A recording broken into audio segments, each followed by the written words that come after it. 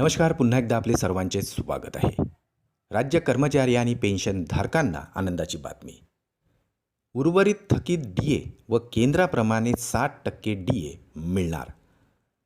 राज्य कर्मचारी आणि पेन्शनधारकांना महागाई भत्ता फरक व केंद्राप्रमाणे डीए वाढ कधी मिळणार या संदर्भात सविस्तर वृत्त या व्हिडिओच्या माध्यमातून पाहूया.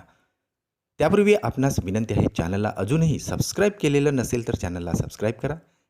नवनवीन अपडेट मिळविण्यासाठी बेल आयकॉनला प्रेस करायला विसरू नका. आनंदाची बातमी शेअर करायलाही विसरू नका.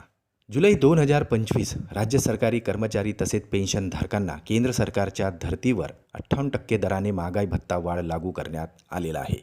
परंतु केवळ जुलै ते ऑक्टोबर अशा 4 महिन्याची महागाई भत्ता थकबाकी अदा करण्यात आलेली आहे. उर्वरित नोव्हेंबर 2025 ते जानेवारी 2026 या 3 महिने कालावधीमधील डीए थकबाकी लवकरच निर्णय घेतला जाणार आहे. पुढील डीए वाढीच्या घोषणापूर्वी सदर डीए फरक राज्य सरकारकडून निर्णय घेतला जाण्याचीही शक्यता वर्तविण्यात येत आहे. केंद्र सरकारप्रमाणे 1 जानेवारी 2026 पासून 60% महागाई भत्ता वाढीकरिता राज्य सरकारी कर्मचारी तसेच पेन्शनधारकांना माहे ऑगस्ट 2026 पर्यंत वाट पाहावी लागणार आहे. यामुळे राज्य सरकारी कर्मचाऱ्यांचा पगार तसेच पेन्शनधारकांच्या पेन्शनमध्ये मोठी वाढ होणार आहे.